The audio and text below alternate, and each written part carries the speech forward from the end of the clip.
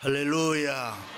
옛날 송나라의 법문공이라는 사람이 관상쟁이에게 가서 자기가 재상이 될 수 있는가에 대해 관상을 좀 봐달라고 했음. 그 관상쟁이가 법문공을 가만히 보니 재상이 될 수가 없다고 했음. 얼마 후에 다시 찾아가서 이번에는 의사가 될 수 있느냐고 물었음. 그 당시에는 의사의 신분이 아주 낮은 때라 관상쟁이가 왜 고생스러운 의사가 되려고 하느냐고 물었음. 그때 법문공은 도탄에 빠진 백성들을 건지기 위해서 재상이 되려고 했지만은 안 된다고 하니 병고에 시달리는 불쌍한 사람들이나 고치고 돕고 싶어서 의사가 되고자 한다고 했음. 그때 관상쟁이가 뜻밖에도 당신은 재상이 되겠소. 그때 관상쟁이가 그 말을 하는 소리를 듣고 법문공이 어리둥절했음. 얼마 전에는 안 된다고 당신이 말해놓고 이제 와서는 재상이 된다니 이게 어떻게 된 일이요. 관상쟁이가 웃으면서 관상이라는 것은 첫째는 색상이고 둘째는 골상이고 셋째는 심상인데 당신의 골상은 시원치 않게 생겨서 재상감이 아니지만은 심상을 보니 재상이 되겠다, 그렇게 설명을 해 주었습니다. 그렇습니다. 우리의 외모가 중요합니다. 그러나 외모보다 더 중요한 것이 우리 마음입니다. 심성입니다. 사람은 심성, 인간성이 좋아야 합니다. 우리의 심성이 착하고 믿음이 있어야 우리가 하나님 앞에 인정을 받고 하나님의 인도를 받을 줄로 믿습니다. 논어에 보면 자공이 공자에게 이 세상에 훌륭한 사람이 어떤 사람입니까? 온 동네 사람이 그 사람 다 훌륭하다고 하면 훌륭한 사람입니까? 공자가 아니라고 했음. 그러면 온 동네 사람이 그 사람 나쁜 사람이라고 하면은 그 사람 나쁜 사람입니까? 역시 공자가 아니라고 했음. 그러면서 훌륭한 사람이 그를 훌륭하다고 하면 훌륭한 사람이고 나쁜 사람이 그 사람 나쁜 사람이라고 하면 그 사람은 좋은 사람입니다. 그렇게 대답을 했음. 그렇습니다. 누가 인정하느냐가 중요합니다. 우리 스스로 자기가 옳다고 생각하거나 아니면 많은 사람이 자기를 옳다고 인정한다고 해서 우리가 옳은 사람이 아닙니다. 특별히 예수 믿는 성도는 하나님이 우리를 옳다고 해야 옳은 것입니다. 기준이, 스탠다드가 하나님입니다. 하나님이 맞다고 해야 맞는 것이고 하나님이 옳다고 해야 옳은 것입니다. 믿습니까? 예수님 당시에 서기관과 바리새인들은 율법에 충실했음. 안식일 잘 지켰습니다. 11조 잘 드렸습니다. 가끔 가다가 금식 기도도 했습니다. 요즘 말로 하면 1등 교인들입니다. 그런데 예수님이 그들을 인정치 아니하고 책망을 했습니다. 그것은 그들의 마음 상태가 믿음이 없고 위선적이고 외식적이고 형식적이었기 때문입니다. 그러므로 우리가 하나님을 섬길 때에 우리의 마음과 믿음의 상태가 먼저 하나님 앞에 깨끗하게 인정을 받아야 합니다. 하나님이 감동하는 인간성, 하나님이 감동하는 매너 우리에게 있어야 할 줄로 믿습니다. 콜롬비아 대학교 MBA 과정에서 미국의 유명한 CEO들을 대상으로 당신이 성공하는데 가장 큰 중요한 요인이 뭐라고 생각합니까? 물었더니 93%가 매너를 꼽았습니다. 매너라는 말은 상대에게 보여지는 자기의 모습입니다. 사람들은 태어나면서부터 그 어떤 관계 속에 존재합니다. 그래서 누군가에게 자신을 보여줘야 합니다. 보여지는 자기를 규격화하는 행동 양식이 매너인 것입니다. 그래서 좋은 매너는 많은 사람들에게 공감대를 형성하고 또 신뢰와 감동을 주고 상대를 배려하는 마음이 넓고 큽니다. 언젠가 영국의 엘리자베스 여왕이 중국 관리들을 초대했습니다. 그런데 서양식 양식을 먹어본 경험이 없는 중국 관리들이 핑거볼, 손 닦는 물을 차인 줄 알고 마셨습니다. 그때 엘리자베스 여왕이 그들이 당황하지 않도록 그것을 같이 자기도 마셨습니다. 한참 마시고 있는데 그 물에 손 닦으면 상대가 얼마나 당황하고 불안해하고 무안해하겠습니까? 매너는 배려입니다. 상대를 인정해 주는 것입니다. 그래서 프랑스에서는 매너를 삶을 멋지고 성공적으로 영위할 줄 아는 방법이라고 정의를 했습니다. 매너는 우리 인생의 삶 자체를 멋지고 아름답게 만들어 주는 것입니다. 우리가 교회 생활, 신앙생활 할 때에 겉으로 보면은 거의가 다 비슷합니다. 그러나 교회 생활, 신앙생활에서도 우리는 매너가 필요합니다. 하나님을 공경하고 하나님을 섬길 때에 수준 높은 매너가 우리에게 있어야 합니다. 그리고 우리 서로 상대를 인정해 주는 것도 필요합니다. 믿습니까? 모세가 세상을 떠나고 후계자 여호수아는 하나님께서 주시는 능력으로 이스라엘 백성들을 이끌고 요단강을 건넜습니다. 그리고 여리고 성을 점령했습니다. 하나님의 도우심으로 계획대로 하나하나 가나안 땅을 정복해 나가면서 완전히 다 정복했습니다. 그 후에 여호수아는 이스라엘의 모든 지도자들을 세겜으로 모아서 그들에게 거룩한 마음의 결단을 촉구합니다. 너희가 여호와 하나님을 섬기겠느냐 아니면 이방신을 섬기겠느냐 둘 중에 하나를 택하라. 그러면서 여호수아는 분명하게 자기의 신앙 태도를 보여줍니다. 오직 나와 내 집은 여호와만을 섬기겠노라. 얼마나 멋있는 고백입니까? 이 세상의 모든 사람들이 다 하나님 배반하고 이 세상의 모든 사람들이 하나님을 다 저버리고 나가도 오직 나와 내 집은 하나님 여호와 하나님만을 섬기겠노라. 마음의 결단입니다. 여러분에게도 여호수아와 같은 거룩한 결단이 있으시기를 축원합니다. 하나님은 그런 마음 좋아합니다. 그런 마음에 하나님은 축복하십니다. 그런 마음으로 하는 일에 은혜를 베푸시고 잘되게 하고 인도해 주시는 줄로 믿습니다. 그럼 우리가 어떤 마음으로 하나님을 섬겨야 이 세상 살아갈 때에 하나님의 인도를 받을 수 있느냐? 첫째는 하나님을 의지해야 됩니다. 너는 마음을 다하여 여호와를 신뢰하고 내 명철을 의지하지 말라. 우리가 이 세상을 사노라면 내일에 대해서 전혀 알 수가 없습니다. 내일은 하나님의 시간입니다.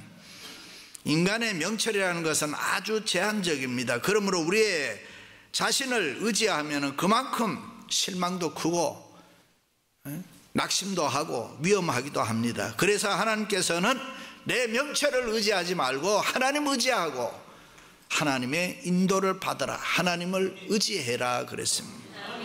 어떻게 보면 우리 인간들의 삶이 각기 달라 보이잖아요.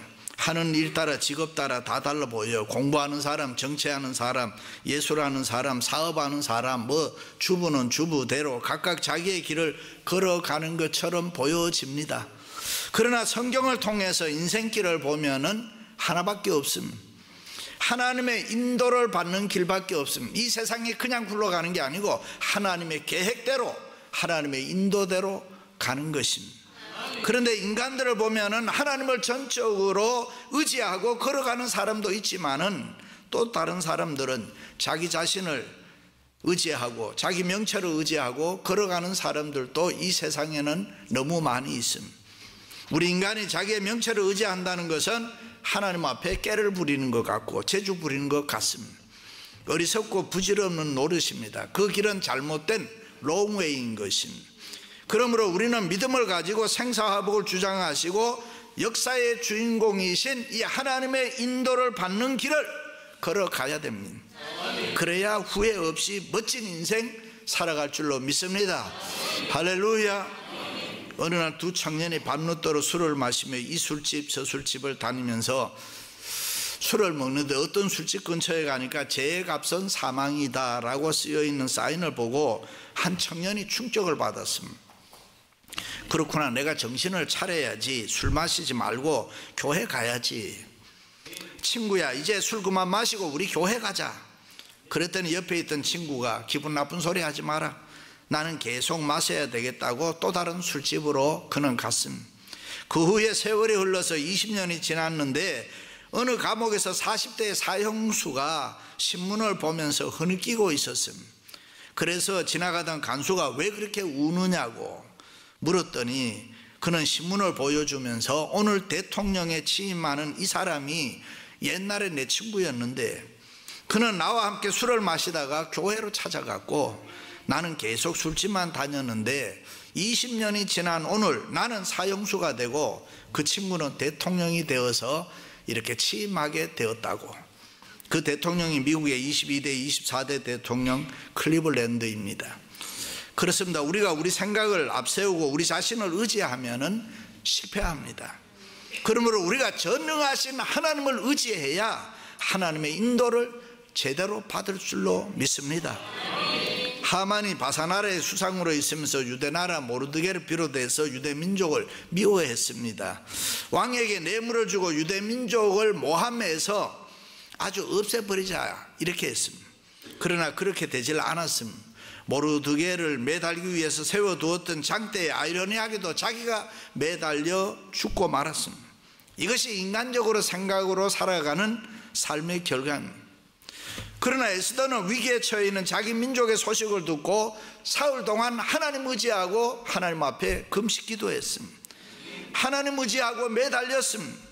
그리고 왕 앞에 죽으면 죽으리라는 각오로 담대하게 나가서 위기에 처한 유대 자기 민족을 구원하게 되는 것입니다.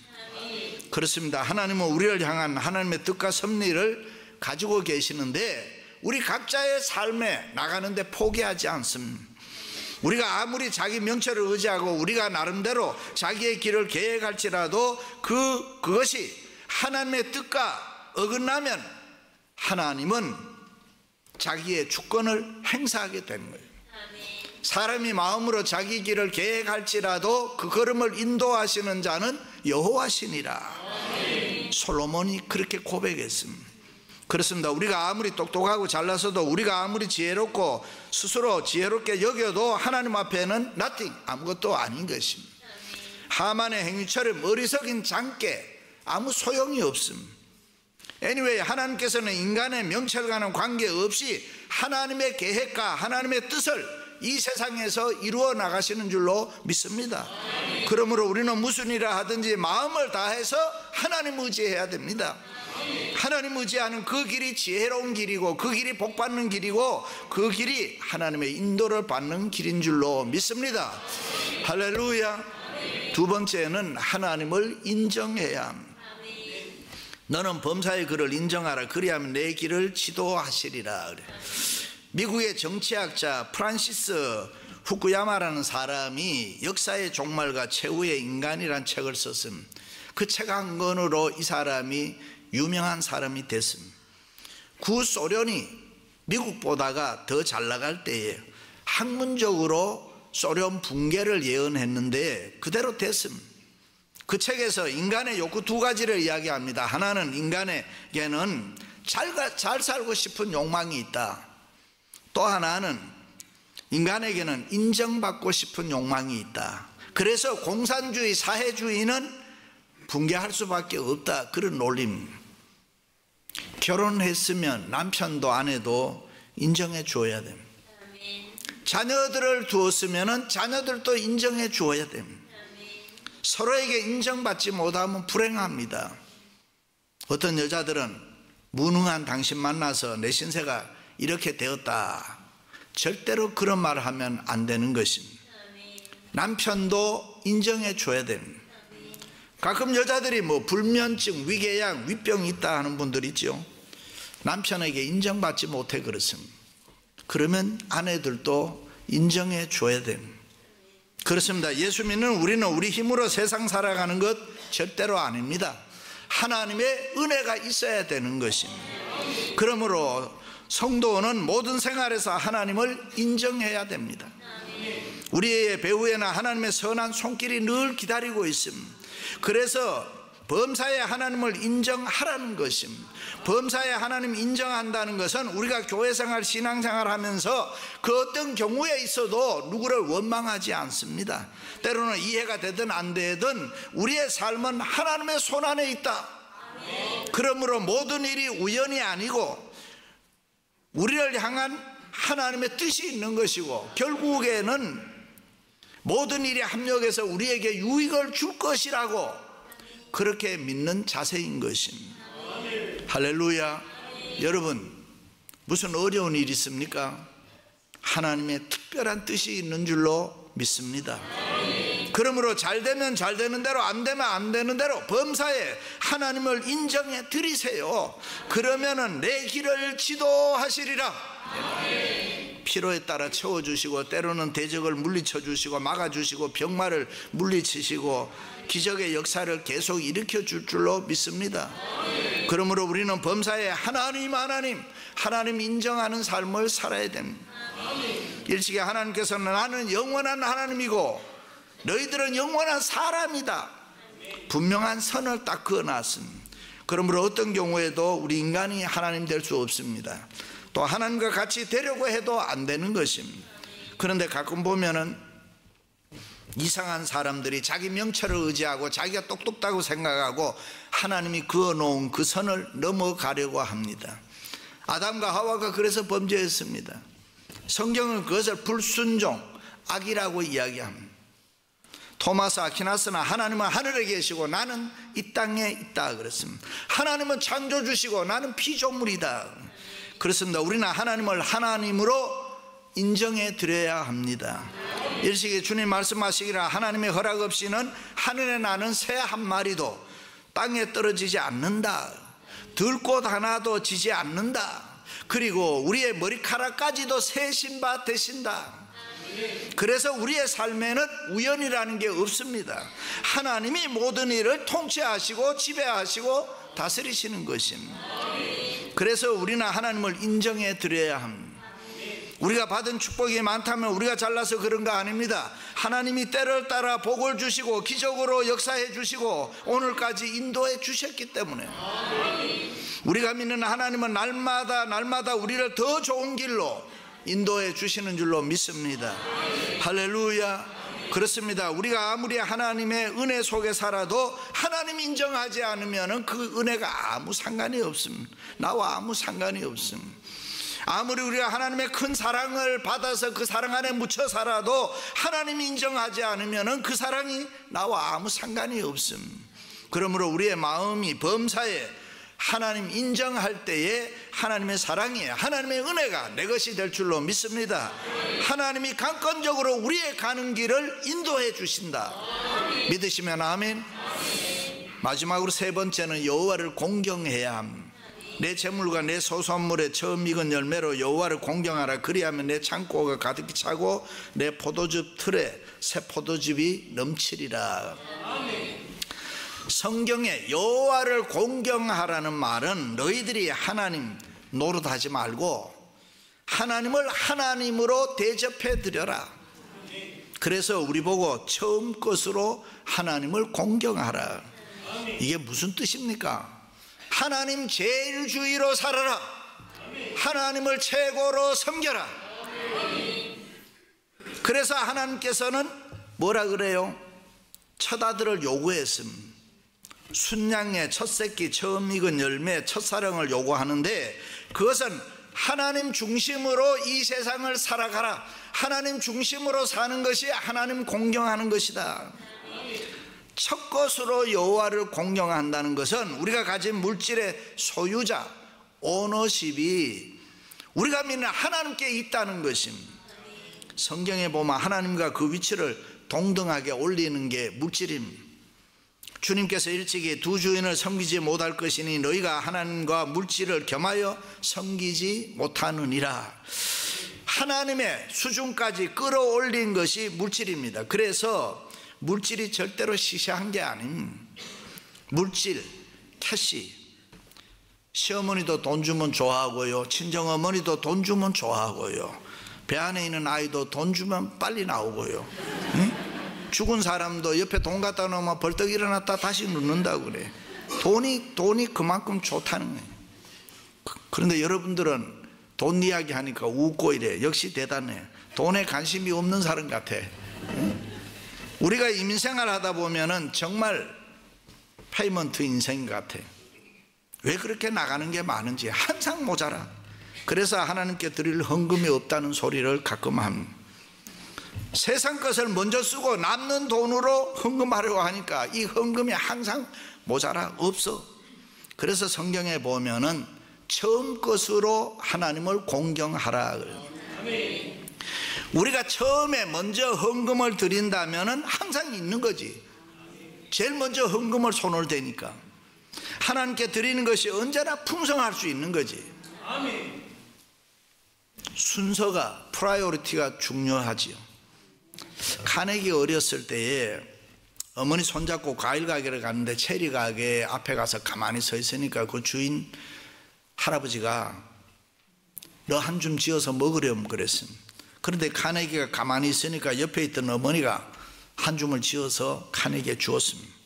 가지고 나오면서 왜 안 쥐어 먹느냐 그랬더니 카네기가 하는 말이 내 손이 작잖아요. 할아버지 손이 크잖아요. 카네기는 어릴 때부터 경영에 탁월했다는 것이. 우리가 어리석어서 그렇지 하나님이 하라는 대로 하면 복 주시겠다는데 우리는 맨날 거꾸로 해. 그러니 맨날 모자라. 하나님은 먼저 하라고 하는데 맨날 나중에 해. 물질을 지배하는 인생이 되고 물질보다 하나님 먼저 잡으라고 하는데 우리는 말을 잘 안 들어요. 하나님을 먼저 잡으면 부자 되는데. 믿으시면 아멘. 어떤 손주가 수십만 달러 가는 아주 비싼 2조 백자 속에 손을 넣었는데 넣긴 넣었는데 빠지질 않아. 기름을 바르고 손을 누르고 할아버지하고 둘이서 씨름을 하는데도 손이 안 나오는 거예요. 이때 할아버지는 손주냐 백자냐 결단을 해야 돼요. 드디어 그 비싼 백자를 깨뜨렸습니다. 나중에 보니까 애가 주먹을 꼭 쥐고 있는데 펴보라고 하니까 거기에 쿼러 동전 하나가 있더라. 우리는 언제나 작은 거 붙잡고 부들부들 떨어요. 큰 게 있는데. 그렇습니다. 우리가 가장 귀한 예배 시간, 새벽 시간 하나님 앞에 드리면 우리의 남은 시간을 더 유익하고 복되게 해주실 줄로 믿습니다. 우리가 몸을 하나님과 교회를 위해서 먼저 드리면 그 몸으로 건강하게 살도록 하나님이 은혜를 베풀어 주십니다. 우리가 우리의 마음을 하나님 앞에 먼저 드리면 주님은 우리 마음에 하늘의 평강과 기쁨으로 충만하게 채워주실 줄로 믿습니다. 우리가 물질을 하나님 앞에 먼저 드리면 하나님은 하늘 문을 활짝 여시고 쌓을 곳이 없도록 채우시고 새 포도즙이 넘치게 하실 줄로 믿습니다. 어떤 분 그런 말 하죠. 주일날 나는 놀러를 가고 싶은데 벌 받을까 봐 못 가. 우리가 믿는 하나님이 그런 분일까요?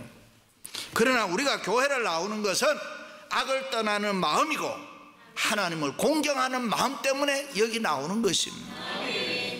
그래서 교회생활, 신앙생활을 열심히 하면 마음이 평안하고 마음이 강건해지고 육신도 건강하게 될 줄로 믿습니다. 할렐루야. 어느 장로님이 중한 병을 얻어서 임종을 맞이했습니다. 찾아오신 목사님께 눈물을 흘리면서 이런 고백을 합니다.